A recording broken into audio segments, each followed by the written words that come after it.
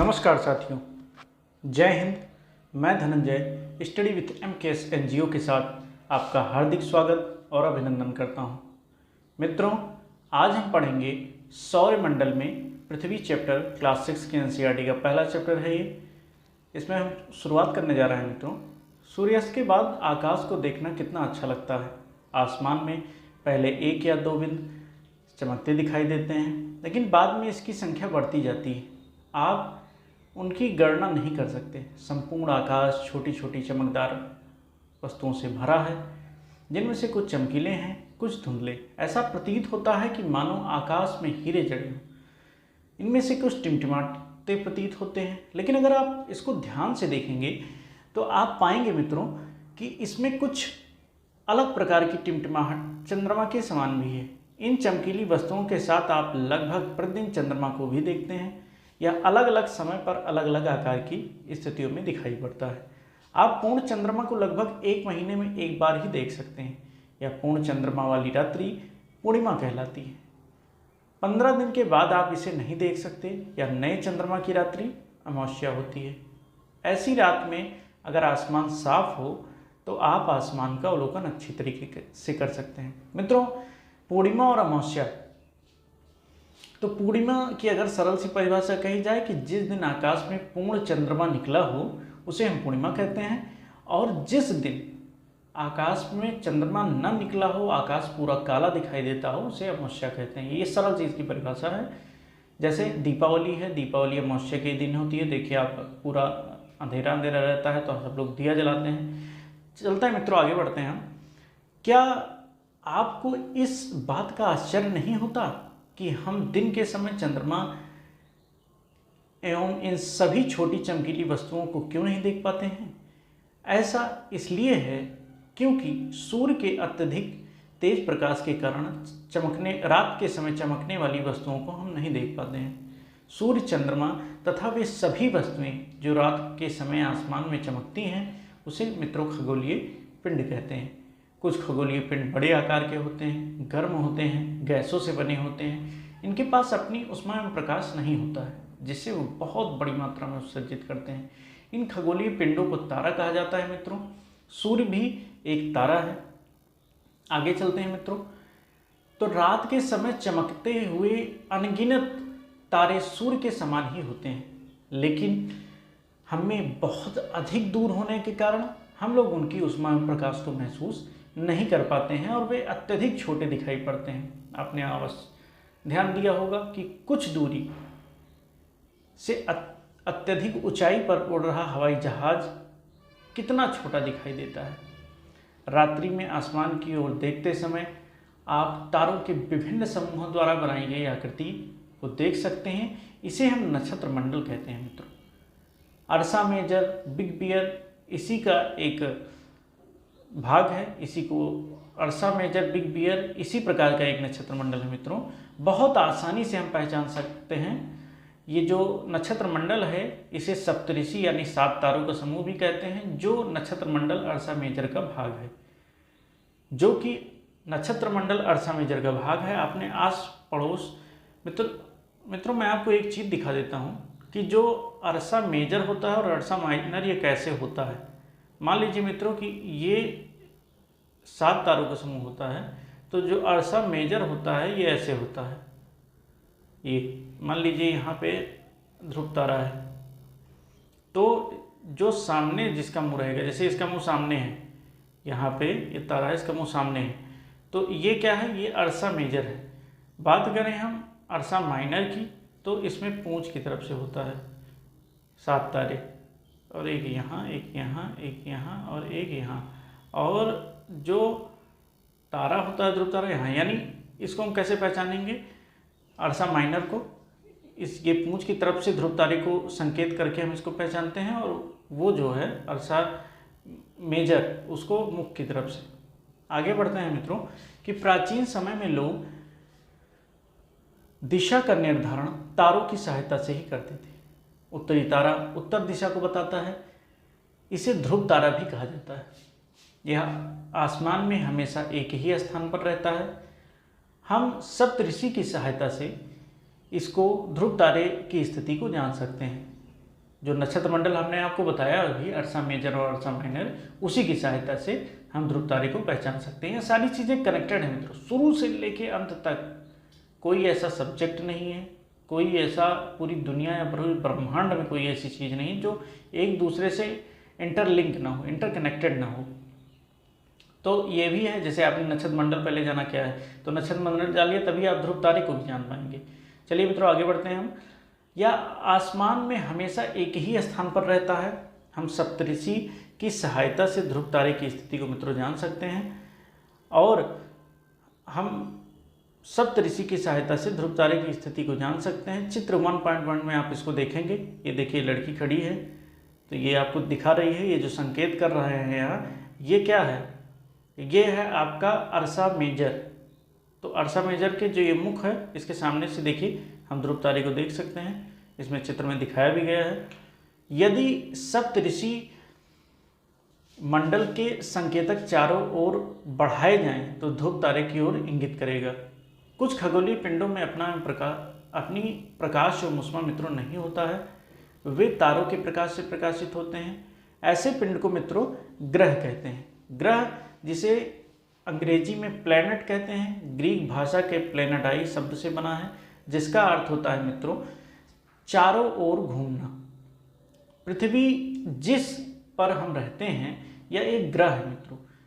यह अपना संपूर्ण प्रकाश मुस्मा सूर्य से ही प्राप्त करती है, जो पृथ्वी के सबसे नज़दीक का तारा है। पृथ्वी को बहुत अधिक दूर से, जैसे चंद्रमा से देखने पर यह चंद्रमा की तरह चमकती हुई प्रतीत होती है। मित्रों आइए हम कुछ रोचक तथ्य जान लेते हैं जो इस डिब्बे में दिए गए हैं। बृहस्पति, शनि और यूरेनस, बृहस्पति, शनि और यूरेनस, आप इसको बिल्कुल ध्यान रखिए, इनके चारों ओर छल्ले होते हैं। छल्ले विभिन्न पदार्थों के असंख्य छोटे छोटे पिंडों से बनी पट्टियों, पृथ्वी से इन छल्लों को शक्तिशाली दूरबीन की सहायता से देखा जाता है। तो मैं आपको बता देता हूँ कि कैसे होते हैं ये। जैसे ऐसे होते हैं, मान लीजिए कि ये ग्रह है कोई, मैं आपको दिखा देता हूँ। मान लीजिए कि कोई ग्रह है, तो इसके चारों ओर जो ऐसे पाए जाते हैं छल्ले, ये ऐसे होते हैं, ये इसी प्रकार के होते हैं। तो बृहस्पति, शनि और यूरेनस जो है, इसके चारों ओर ऐसे छल्ले पाए जाते हैं। ये विभिन्न असंख्य छोटे पदार्थों से बने होते हैं। आइए मित्रों हम आगे बढ़ते हैं। मित्रों अब आता है कि जो हमारा सौरमंडल है उसमें जो बुध है उसका परिक्रमण काल कितना है और उसका जो घूर्णन है यानी अपने अक्ष पर वो कितना है और किसके पास कितने चंद्रमा हैं। तो मित्रों एक लाइन से इसको देखते हैं। सबसे पहले हम जान लेते हैं कि आंतरिक ग्रह और बाह्य ग्रह क्या होते हैं मित्रों। तो मित्रों जो आंतरिक ग्रह होता है ये ठोस चट्टानों के बने होते हैं और सूर्य के नज़दीक होते हैं। इसके अंतर्गत मित्रों आता है बुध, शुक्र, पृथ्वी और मंगल। और फिर उसके बाद जो बाह्य ग्रह है ये विभिन्न गैसों के बने होते हैं और तरल पदार्थ के होते हैं और सूर्य से बहुत दूर होते हैं। इनमें है बृहस्पति, शनि, अरुण और वरुण, जिसको हम यूरेनस और नेपच्यून भी कहते हैं। मित्रों जो बुध का परिक्रमण काल होता है वो होता है 88 दिन का, और जो उसका परिभ्रमण काल होता है वो होता है 59 यानी 59 दिन का। इनके पास कोई चंद्रमा नहीं है बुध के पास, पृथ्वी के सबसे नज़दीक का ग्रह है। आते हैं शुक्र पे, तो शुक्र का जो परिक्रमण काल होता है वो 255 दिन का होता है, और जो इसका परिभ्रमण काल होता है वो होता है 243 दिन का। इस शुक्र के पास भी कोई अपना चंद्रमा नहीं है। मित्रों आगे हम बढ़ते हैं कि पृथ्वी का जो परिक्रमण है वो है 365 दिन का, इसका परिभ्रमण 1 दिन का है और इसके पास एक अपना उपग्रह चंद्रमा है। मित्रों आते हैं बुध पे, मंगल पे आते हैं सॉरी। तो मंगल जो है इसका जो परिक्रमण है वो है 687 दिन का, इसके पास एक चंद्रमा है मित्रों, 2 चंद्रमा है, और इसका जो घूर्णन है वो 1 दिन का है। यानी पृथ्वी का और मंगल का जो अपने अक्ष पर परिभ्रमण है वो है 1-1 दिन का, और पृथ्वी के पास 1 चंद्रमा है और मंगल के पास 2 चंद्रमा है। बाह्य ग्रह मित्रों, बाह्य ग्रह में बृहस्पति 11 साल 11 महीने में परिभ्रमण करता है और जो इसका घूर्णन है वो है 9 घंटे 56 मिनट का और इसके चंद्रमा की संख्या 53 है। इसी प्रकार शनि का जो परिक्रमण है वो है 29 साल 5 महीने का और इसका अपने अक्ष पर घूर्णन जो है वो 10 घंटे 40 मिनट का है। चंद्रमा की संख्या लगभग इसकी भी बृहस्पति के बराबर ही है 53। यूरेनस की बात करें तो इसका जो परिक्रमण है वो है 84 दिन का और अपने अक्ष पर जो घूर्णन है वो 17 घंटे 14 मिनट का है और इसका जो चंद्रमा है इसके पास, यूरेनस के पास, वो 27 है मित्रों। नेपच्यून के चारों ओर एक परिक्रमण है, जो परिक्रमण करता है नेपच्यून सूर्य की, वो है 164 दिन का और जो इसका परिभ्रमण है यानी अक्ष पर घूर्णन है वो 16 घंटे 7 मिनट का है। इसके पास मित्रों चंद्रमा की संख्या जो है वो 13 है। आगे बढ़ते हैं मित्रों, एक रोचक तथ्य जान लेते हैं कि पौराणिक रोमन कहानियों में सूर्य देवता को कहा जाता है। सौर शब्द का अर्थ है सूर्य से संबंधित, इसलिए सूर्य के परिवार को सौर मंडल कहा जाता है। सौर शब्द का उपयोग करते हुए इसमें दिया गया है कि आप अधिक शब्दों को लिखें। ये तो छोटे बच्चों के लिए है, चलिए ठीक है, इसको आप लोग इस पे टॉपिक लिखिए, सौरमंडल पे आंसर राइटिंग करिए, सबके लिए है, सबको करना चाहिए। आगे बढ़ते हैं हम। आसमान में दिखने वाला चंद्रमा एक उपग्रह है, हमारी पृथ्वी का सहचर है। इसके चारों ओर चक्कर लगाता है पृथ्वी के। हमारी पृथ्वी के हमारी पृथ्वी के समान ही अन्य 7 ग्रह हैं जो सूर्य से प्रकाश एवं ऊष्मा प्राप्त करते हैं। उनमें से कुछ के पास अपने चंद्रमा भी हैं। सौरमंडल आइए जानते हैं क्या होता है। सूर्य, 8 ग्रह, उपग्रह तथा कुछ अन्य खगोलीय पिंड जैसे क्षुद्र ग्रह एवं उल्का पिंड मिलकर सौरमंडल का निर्माण करते हैं। उसे हम सौर परिवार का नाम देते हैं जिसका मुखिया सूर्य है। एक दूसरा रोचक तथ्य मित्रों हम जान लेते हैं कि ऐसे बहुत से शब्द हैं जिनका उपयोग एक भाषा से दूसरी भाषा में हम करते हैं। अक्सर वे दूसरी भाषाओं से लिए गए शब्द हो सकते हैं, जैसे उदाहरण के लिए ज्योग्राफी एक अंग्रेजी शब्द है या ग्रीक भाषा से लिया गया है जिसका अर्थ है पृथ्वी का विवरण, या 2 ग्रीक शब्दों से मिलकर बना है जिसमें जी शब्द का अर्थ है पृथ्वी एवं ग्राफिया का शब्द अर्थ है लिखना। तो जियो प्लस लॉजी मिलकर ये बन जाता है आपका पृथ्वी का अध्ययन। जियो प्लस मैट्रिया मिलकर बन जाता है पृथ्वी का मापन और जियो प्लस ऐड मिलकर बन जाता है पृथ्वी के आकार के अनुरूप। सूर्य के बारे में आइए जानते हैं। सूर्य सौरमंडल के केंद्र में स्थित है। यह बहुत बड़ा है एवं अत्यधिक गर्म गैसों से बना है। इसका खिंचाव बल इससे सौरमंडल को बांधे रखता है। सूर्य सौरमंडल के लिए प्रकाश एवं ऊष्मा का एकमात्र स्रोत है, लेकिन हम इसकी अत्यधिक तेज ऊष्मा को महसूस नहीं करते हैं क्योंकि सबसे नज़दीक का तारा होने के बावजूद यह हमसे 15 करोड़ किलोमीटर दूर। तो आइए अगला हम टॉपिक जानते हैं ग्रह। हमारे सौरमंडल में 8 ग्रह हैं। सूर्य से दूरी के अनुसार बुध, शुक्र, पृथ्वी, मंगल, बृहस्पति, शनि, यूरेनस और नेपच्यून है। सूर्य से उनकी दूरी के अनुसार अंग्रेजी में ग्रहों के नाम जो हैं वो अपने दिए गए हैं, उसको आप इस ट्रिक से याद कर सकते हैं।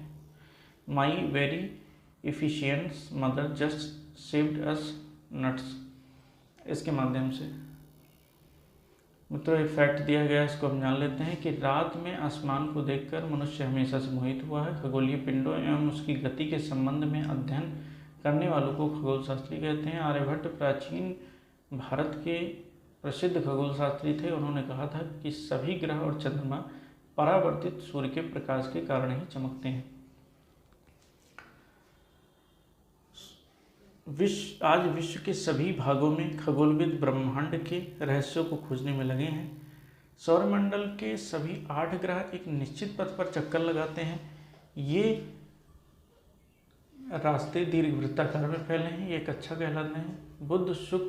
बुध सूर्य के सबसे नज़दीक है। अपनी कक्षा में सूर्य के चारों ओर एक चक्कर लगाने में इसे केवल 88 दिन लगते हैं। शुक्र को पृथ्वी का जुड़वा ग्रह भी कहा जाता है क्योंकि इसका आकार एवं आकृति पृथ्वी की समान ही है। अभी तक प्लूटो को एक ग्रह माना जाता था, परंतु अंतर्राष्ट्रीय खगोलीय संगठन ने अपनी बैठक 2006 में यह निर्णय लिया कि कुछ समय पहले खोजे गए अन्य खगोलीय पिंड 2003 UV 313 सिरस तथा प्लूटो बौने ग्रह कहे जा सकते हैं। मित्रों, ये इसको प्लूटो को क्यों निकाला गया, इसका एक कारण भी है, दो कारण हैं इसके, क्योंकि प्लूटो जो था वो अपनी कक्षा में ना घूम करके दूसरों की कक्षा में जाके घूमता था और आकार में ये छोटा भी था। तो जैसे ग्रह होने की 2-3 कंडीशन है। पहली बात, उसकी स्वयं की ऊष्मा एवं प्रकाश सूर्य से वो प्राप्त करता है। दूसरी चीज़, वो एक निश्चित दूरी पर आपस में बंधे होते हैं और गुरुत्वीय शक्ति के कारण। तीसरी चीज़, वो अपनी ही कक्षा में परिक्रमण करते हैं। चौथी चीज़, उनका आकार एक औसतन लगभग बड़ा होता है। तो इसके पास ये सभी कंडीशन नहीं थी। ये सूर्य के प्रकाश से प्रकाशित तो होता था, लेकिन ये दूसरों की कक्षा में यानी दूसरों के घर में टहलता था और ये औसतन बड़ा भी नहीं था। तो ये कई सारी चीज़ें इसके साथ थी, इसलिए इसको अंतर्राष्ट्रीय खगोलीय संगठन से बाहर निकाल दिया गया। आइए आगे बढ़ते हैं मित्रों, एक फैक्ट जान लेते हैं कि पृथ्वी की गति प्रकाश की जो गति है वो 3 लाख किलोमीटर प्रति सेकंड है। इस गति के बावजूद सूर्य के प्रकाश को पृथ्वी तक पहुंचने में मित्रों 8 मिनट का समय लगता है। आइए जान लेते हैं पृथ्वी के बारे में कि सूर्य से दूरी के हिसाब से मित्रों पृथ्वी तीसरा ग्रह है। आकार में यह 5वां सबसे बड़ा ग्रह है। यह ध्रुवों के पास थोड़ी चपटी, यही कारण है कि इसे भूआब कहा जाता है। भूआब का अर्थ होता है मित्रों पृथ्वी के समान आकार। जीवन के अनुकूल परिस्थितियां संभवतः केवल पृथ्वी पर ही पाई जाती हैं। पृथ्वी ना तो अधिक गर्म है ना ही अधिक ठंडी है।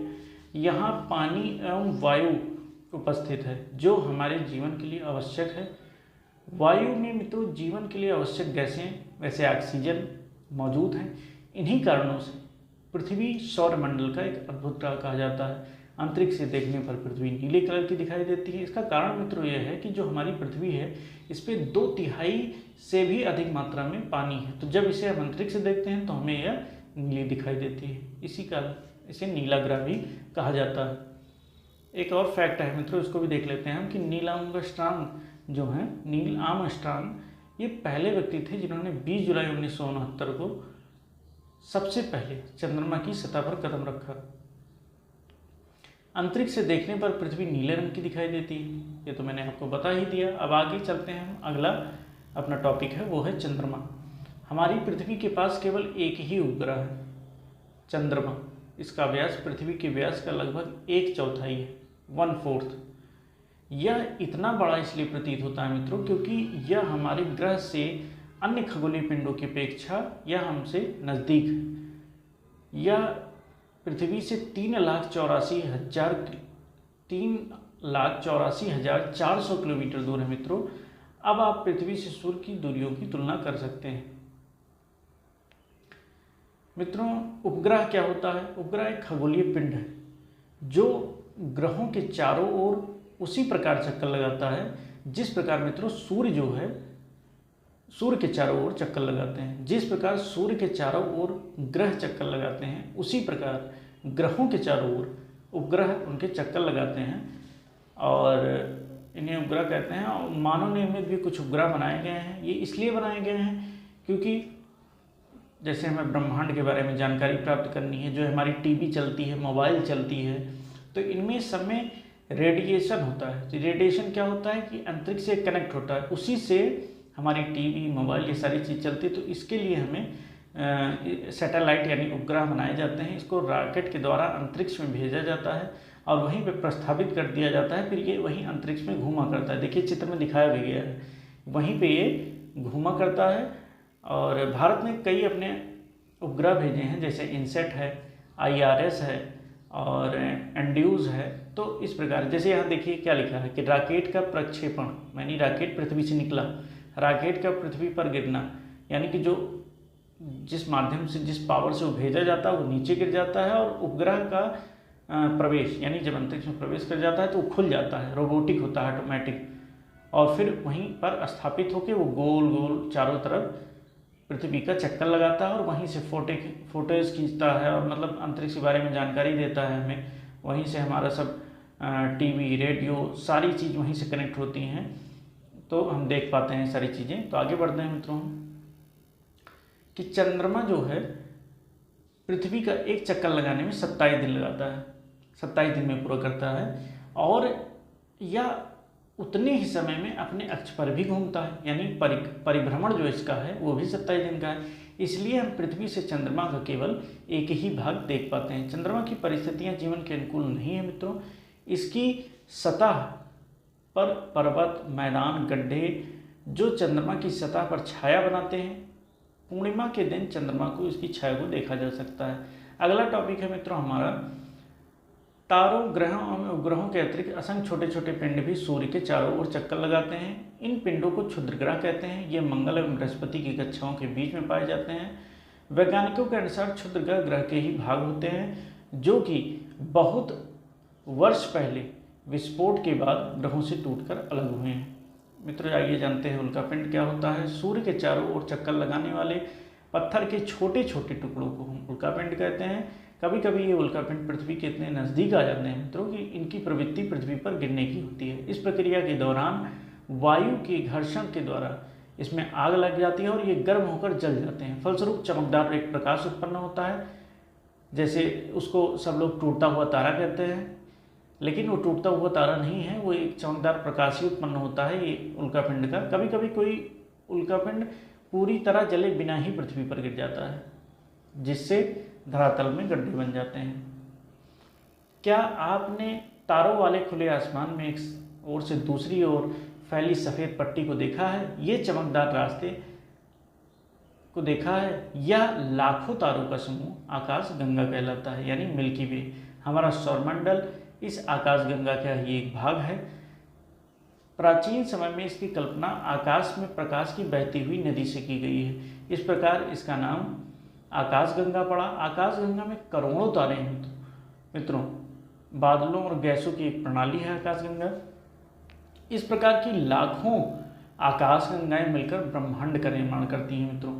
विशालता की कल्पना करना अत्यधिक कठिन है क्योंकि ब्रह्मांड बहुत ही बड़ा है। वैज्ञानिक अभी भी इसके बारे में अधिक से अधिक जानकारी एकत्रित करने में जुटे हैं। इसके आकार के संबंध में हमें कोई जानकारी नहीं है, फिर भी हम जानते हैं कि हम सभी इसी ब्रह्मांड का हिस्सा हैं मित्रों। तो यहीं पर हमारा चैप्टर समाप्त होता है।